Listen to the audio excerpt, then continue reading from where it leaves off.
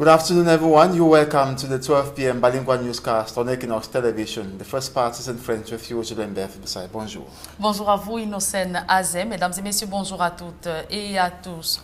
Ouvrons ce journal par les images de cet incendie qui a réduit en cendres une menuiserie au lieu dit boulangerie de la paix. C'est à Bépanda, dans le 5e arrondissement de la ville de Douala. Tout est parti des bouteilles de gaz conservées dans cet atelier. Le feu qui s'est répandu dans les maisons voisines a causé d'énormes dégâts matériels. Je vous suggère à présent d'écouter quelques riverains au micro d'Equinox Télévision. Il y a comme ça plus de 2 ans, cette menuiserie nous crée trop de dommages ici. Et constamment on dit à cette menuiserie de ne plus faire du feu. Il y a 2 bonbonnes là, on ne sait pas à quoi les bonbonnes servent dans la menuiserie. Et c'est des matériaux provisoires. Donc ce sont les 2 bonbonnes qui ont gagné le feu dans cette concession. Il y a eu une grosse explosion, et puis il y a eu une deuxième explosion, et puis le feu s'est mis à embraser toute la menuiserie. Et vous voyez, ça a aussi pris également la maison de ma grand-mère. Donc on leur a dit, après les enquêtes, nous saurons où sort le feu et pourquoi ils ont des bonbonnes dans une menuiserie, des bonbonnes à gaz dans une menuiserie. Nous étions dans la maison, on a entendu un grand bruit. En sortant avec les enfants, le bruit a été énorme, comme si c'est la bouteille à gaz qui a explosé. C'était tellement fort. J'ai pu sauver les enfants, les amener. Vous avez vu, tout a brûlé, la menuiserie a brûlé. Mais ça nous libère de cette menuiserie. Parce que vraiment, on ne dormait pas. Ça nous libère de la menuiserie. Et tout a brûlé à la maison de ce côté et de l'autre côté. On a perdu beaucoup de choses. C'est après que nous allons voir exactement ce qu'on a perdu. Moi, j'avais mon argent, mon porte-monnaie, téléphone, carte d'identité, ma carte d'électeur. Tout était là. Je me retrouve. Maître Sylvain Swop, avocat du collectif de défense du mouvement pour la renaissance du Cameroun, est décédé ce jour de suite de maladie. Dans la nuit du 10 au 11 janvier dernier, il avait été victime d'un accident de la route à l'entrée de la ville de Bafoussam. Selon Bibou Nissak, porte-parole du professeur Maurice Kamto, Maître Sylvain Swop devait subir une opération sur son bras droit fracturé. Mais l'intervention a été compromise du fait d'une réaction en relation avec l'anesthésie. Et pourquoi l'Afrique centrale tarde à créer sa monnaie pour se débarrasser du franc CFA? Un universitaire camerounais recommande vivement cette option aux chefs d'État africains de la sous-région afin de revigorer leur économie régulée depuis 60 ans par la France. Le professeur Chico Eboué a fait une sortie sur la question. L'économie avec Jean-Paul Chouniat. À l'exemple des pays francophones de l'Afrique de l'Ouest, qui ont suspendu les accords monétaires avec la France le 21 décembre dernier, l'universitaire camerounais Chico Eboué demande aux pays de la CEMAC de saisir la balle au bond pour créer leur propre monnaie. Il nous faut envisager évidemment un nom de la future monnaie. Alors évidemment, ce nom devrait être territorialisé. Les Africains de l'Ouest ont choisi l'écho, nous devrions choisir un nom un peu plus local, un nom qui permette d'avoir du sens pour les populations du Cameroun, du Gabon, du Congo, Brazzaville, du Tchad, de la République centrafricaine. L'économiste camerounais insiste sur le retour des réserves logées au Trésor français et l'assurance d'une parité de la nouvelle monnaie favorable à la production et l'exportation. La parité fixe vis-à-vis de l'euro nous a coûté depuis 2002, en gros, pour 10% de surévaluation de l'euro vis-à-vis du dollar, le franc CFA était de 10% surévalué par rapport au dollar, ce qui nous coûtait à peu près également 10% de valeur d'exportation. Donc nous devons aujourd'hui envisager que notre monnaie ne soit pas surévaluée sur une longue période, comme ça a été le cas de 2002 à 2019. Et pour réussir cette transition du franc CFA à la nouvelle monnaie attendue, le professeur Chico Eboué suggère aussi chefs d'État de la communauté économique et monétaire de l'Afrique centrale de poursuivre les négociations avec les pays de la communauté économique des États de l'Afrique centrale, la CEAC, incluant l'Angola, la République démocratique du Congo, Sao Tomé et Principe, le Burundi, le Rwanda, comme l'a fait l'Afrique de l'Ouest avec les pays anglophones, à l'instar du Ghana, le Libéria, la Sierra Leone, la Gambie, entre autres. Si l'Afrique de l'Ouest aboutit aujourd'hui à un retour à une monnaie qui serait indépendante de la France, c'est parce que le projet WAMSI, Zone West African Second Monetary Zone, incluant donc les pays anglophones à côté des pays francophones, ce projet a abouti après plus de 23 ans de travail, de négociation. Nous aussi, nous avons un projet avec les pays de la CEEAC, mais ce projet n'est pas très avancé. Toutefois, nous devrions profiter de l'éclaircie qui apparaît pour mettre en place effectivement une réforme monétaire. Dans ses propositions à la zone CEMAC, l'universitaire camerounais Chico Eboué insiste sur la nécessité d'une gestion intelligente de la nouvelle monnaie, adossée sur la disponibilité des devises. Chaque nouvelle unité de la nouvelle monnaie émise doit être gagée sur des devises. C'est ce qui se passe aujourd'hui sur le plan international. Songez que aujourd'hui nous avons à peine 3 mois d'exportation qui sont la contrepartie de nos devises. Quand nous étions un peu plus pourvus, ça pouvait aller de 9 mois à 2 ans. Donc, il nous faut beaucoup de devises, même si nous serons en régime de flottement géré. La balle est donc dans le camp des chefs d'État de l'Afrique centrale pour sortir leur sous-région de la colonisation monétaire française qui a régulé les économies d'Afrique francophone depuis plus de 60 ans. Conclut en filigrane, l'enseignant de classe exceptionnelle de l'Université de Lorraine-Nancy de France et par ailleurs double agrégé des facultés de droit et d'économie des universités françaises. En sport, la CAN 2021 se tiendra bel et bien au Cameroun du 9 janvier au 6 février. L'annonce a été faite par Ahmad Ahmad, président de la Confédération africaine de football. C'était au cours d'une rencontre tenue à Yaoundé. Aïk Cyril pour plus de précisions. Au terme d'une réunion marathon à Yaoundé, entre la commission des compétitions de la CAF et les autorités camerounaises, la Confédération africaine de football confirme le changement de période d'organisation de la CAN 2021. La Coupe d'Afrique des Nations Total Cameroun 2021 va se dérouler du 9 janvier au 6 février 2021. Du 9 janvier au 6 février 2021 au Cameroun, c'est la nouvelle date de la CAN 2021. La CAF précise que c'est la partie camerounaise qui a sollicité ce changement de période en raison des mauvaises conditions météorologiques. Nous ne sommes pas contentés tout simplement d'écouter les responsables politiques, mais on a demandé aussi à ce que le technicien et le directeur général de la météo viennent nous expliquer réellement la situation avec des chiffres clairs, avec un rapport très circonstancié. La CAN 2021 se jouera donc 6 mois plus tôt. Pour la Confédération africaine de football, le CHAN, qui se déroule au mois d'avril 2020, servira de galop d'essai avant 2021. On a dit pourquoi pas discuter avec les autorités politiques au Cameroun pour voir si on peut s'entraîner un peu avec le CHAN pour qu'on puisse être sûr que s'il y a une défaillance quelque part, qu'on le corrigera pour que la CAN soit dans des meilleures conditions possibles. En raison de la pression supplémentaire qui s'exerce désormais sur le Cameroun, du fait de la programmation de la CAN 2021, 6 mois avant, la CAF annonce la mise sur pied d'un comité de veille pour accompagner le Cameroun dans la préparation. Nous sommes disposés à accompagner maintenant le Cameroun pour la réalisation de ces 2 événements. D'ailleurs, un comité de suivi va être mis en place pour que tout soit balisé dès le départ. Au terme de sa visite au Cameroun, la délégation de la Confédération africaine de football se félicite des efforts fournis par le Cameroun pour satisfaire au cahier des charges de la CAF. Des publi-reportages dans cette édition bilingue du journal, la Fondation Desseco, plus que jamais déterminée à apporter du sourire aux désœuvrés.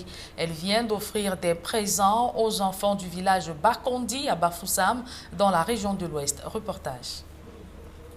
Les habitants du village Bakonzi, dans l'arrondissement de Bafan, dans le département du Onkam, ont encore vibré au rythme de la cérémonie de l'arbre de Noël, organisée par la Fondation Desseco.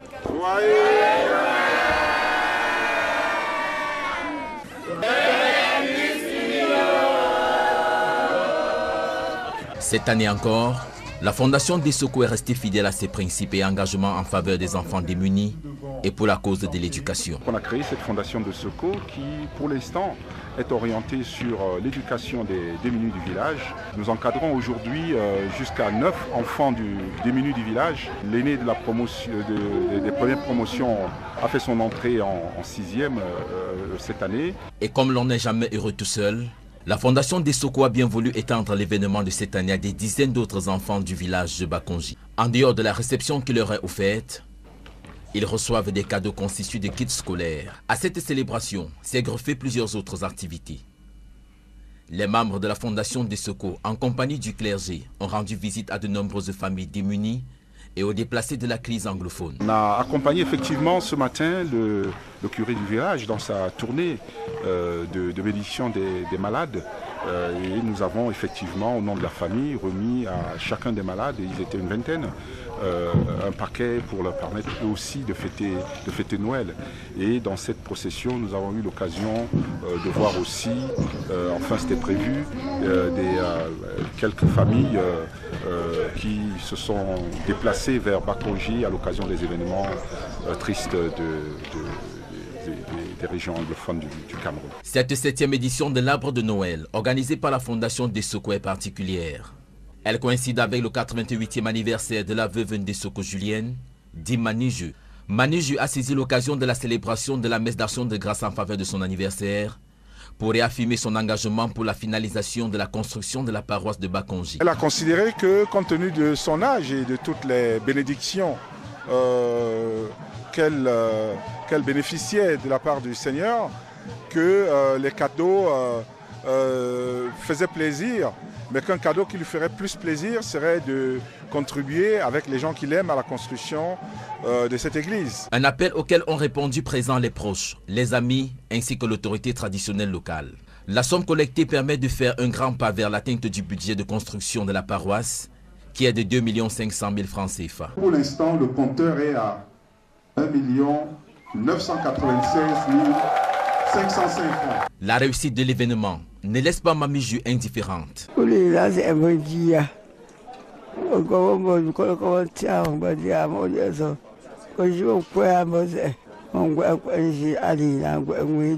C'est dans une belle ambiance que les participants se sont séparés en notant le rendez-vous de la prochaine cérémonie de l'Arbre de Noël organisée par la Fondation Dessoko.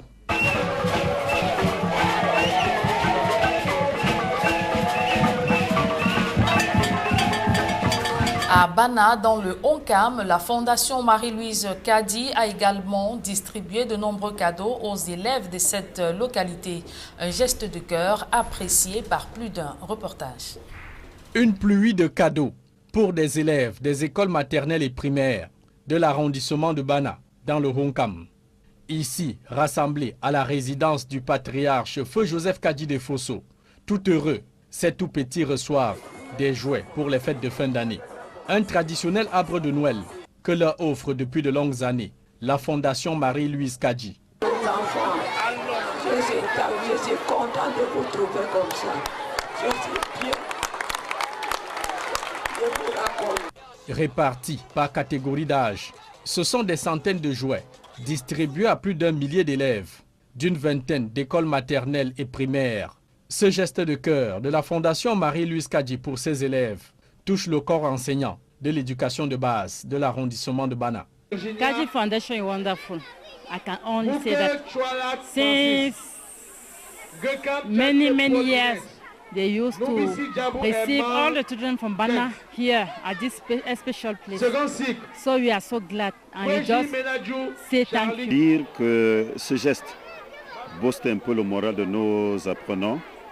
Je voudrais exprimer toute ma gratitude et ma reconnaissance à l'endroit de la famille Kaji pour ce geste de générosité et d'altruisme qui permet de partager la joie de Noël avec les élèves de ceux du groupement Bana.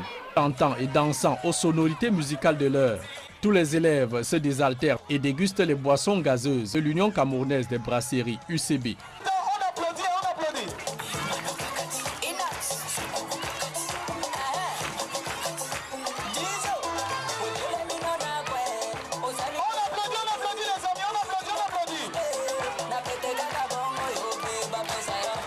Dans ces moments de détente, des artistes comédiens égayent la petite communauté éducative en route pour les fêtes de fin d'année. Tu composes dans le même salle de classe avec ton tableau de classe et il passe sur les choux communs. Maman, parce qu'il connaissait un de plus que moi, il ne m'a pas montré comment il ne peut pas les vivre ensemble.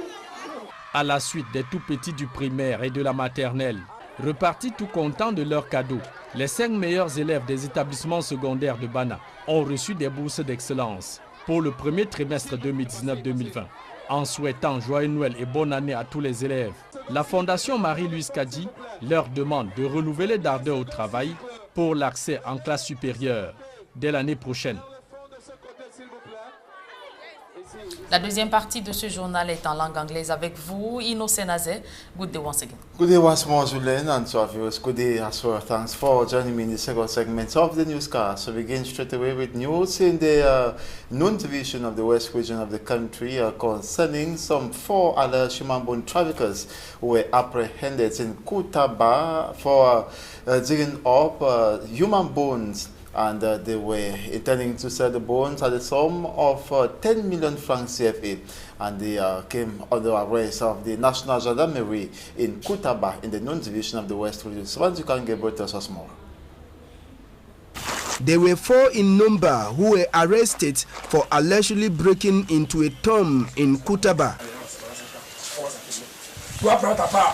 The alleged bone traffickers, reports say, were caught thanks to information that arrived at the gendarme office on time.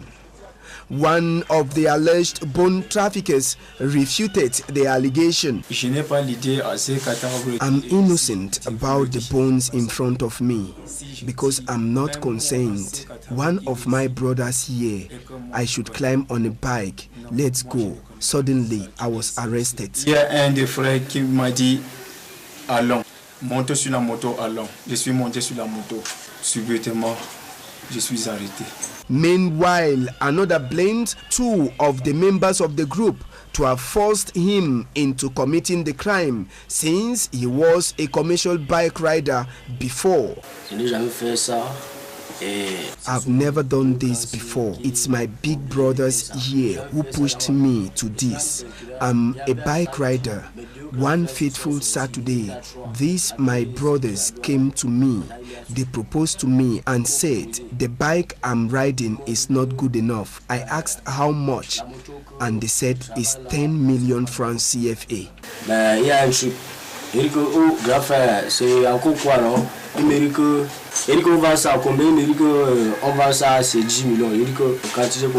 The bones that was collected from the 4 young men was that of a complete human being recently buried. The phenomenon of breaking into tombs in the West region isn't strange, and the security forces say they will continue to fight against the criminal act. Le trafic des ossements humains est un phénomène de criminalité comme... The traffic of human bones is a criminal act like any other case. Talking about its growth, it's evolving, but our role is to fight against it. Yesterday was in Kutabo in Fumban. It's natural. Fortunately, we are able to arrest the perpetrators. Toujours à mettre la main sur les auteurs et nous les déférons chaque fois au parquet. The 4, according to Idrisu Japa, will be taken to court for justice to take its course. Human Rights Watch has released a damaging rights record on Cameroon in its 2019 report. The International Human Rights Organization said the activities of soldiers and separatist fighters have led to the death of over 3,000 Anglophone civilians. That's in the year 2019 alone. From Armstrong Standard reports. Human Rights Watch presents a damaging image of Cameroon in the domain of the respect of human rights. The report centers on rights violated in the fight against separatists in the Anglophone regions, Boko Haram in the far north, crackdown on opposition political parties, sexual orientation and gender identity. as concerns the war in the Anglophone regions. Human Rights Watch said government forces and separatist fighters have violated rights of Anglophones in their activities from January to December 2019. According to Human Rights Watch, specific activities of government forces that violated human rights are a February 2019 attack on Bole Bakundu, a village in the Meme division, southwest region of Cameroon, killing 10 men suspected to be separatist fighters. Human Rights Watch said 2 months after the Bole Bakundu attack, soldiers stormed Melov in Kumbu, Bui division of the northwest region, killing 5 persons, including a man suffering from mental disability. The international rights group said houses were burned and properties looted during the process. Human Rights Watch said soldiers attacked Mankon in the northwest region on May 15, burning 70 houses and killing at least 3 persons, and went further to note that the government of Cameroon launched an investigation on the issue, but results are still being awaited. The rights group also outlined a similar attack on the Bafut Palace, a UNESCO World Heritage Site, killing 1 person and looting the palace museum. On the activities of armed separatists, Human Rights Watch said they abducted 170 students, a teacher, 2 night watchmen in a school in Kumbu on February 15, 2019 and released them a day later amidst rumors of ransoms paid. Human Rights Watch authenticated a video showing armed separatists in mid-May torturing a man in an abandoned school in Bali. According to Human Rights Watch, separatists kidnapped at least 40 people in Bafut on June 18, beat and robbed them. The rights group also highlighted the high-profile abduction of Nijon Frundi, national chairman of the Social Democratic Front, and Cornelius Fontaine Ezwa, the then Archbishop of Bamenda. The activities of security forces and separatist fighters have caused the death of 3,000 civilians in the northwest and southwest regions of Cameroon since 2016, according to Human Rights Watch 2019 report.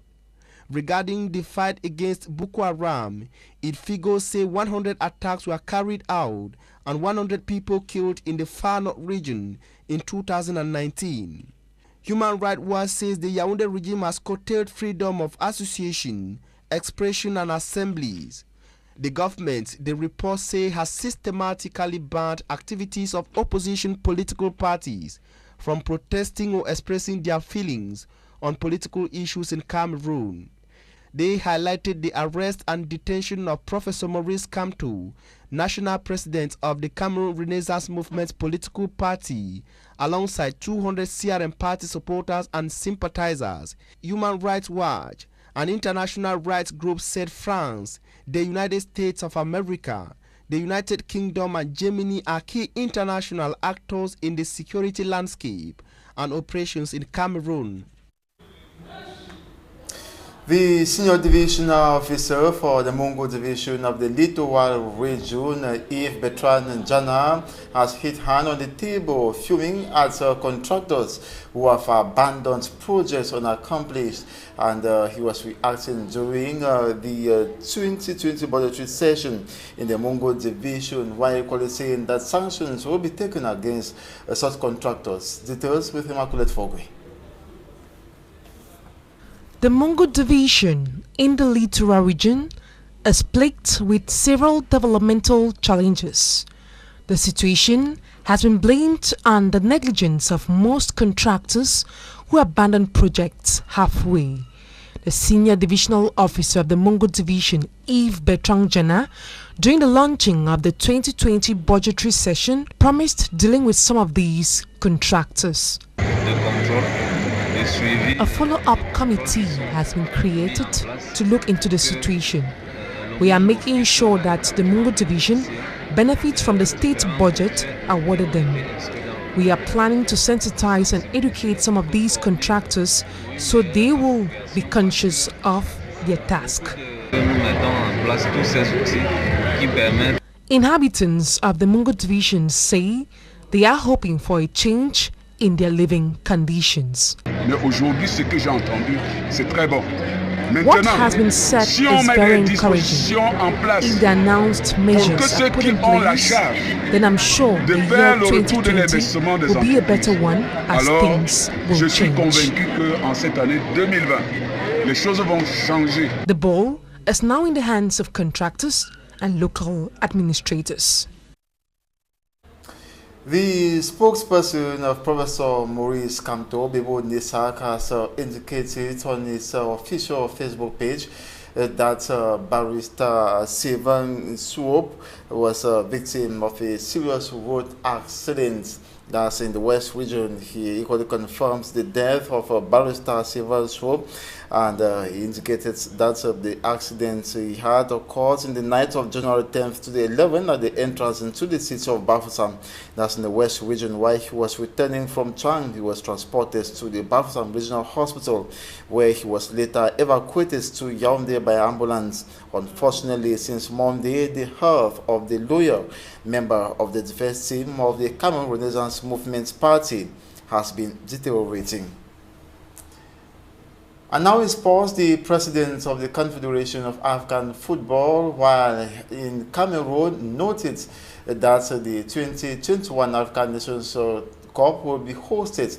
That will be by Cameroon in January, the 9th of January to the 6th of February 2021. He was speaking to the press after inspecting sports infrastructures across the country to host this tournament.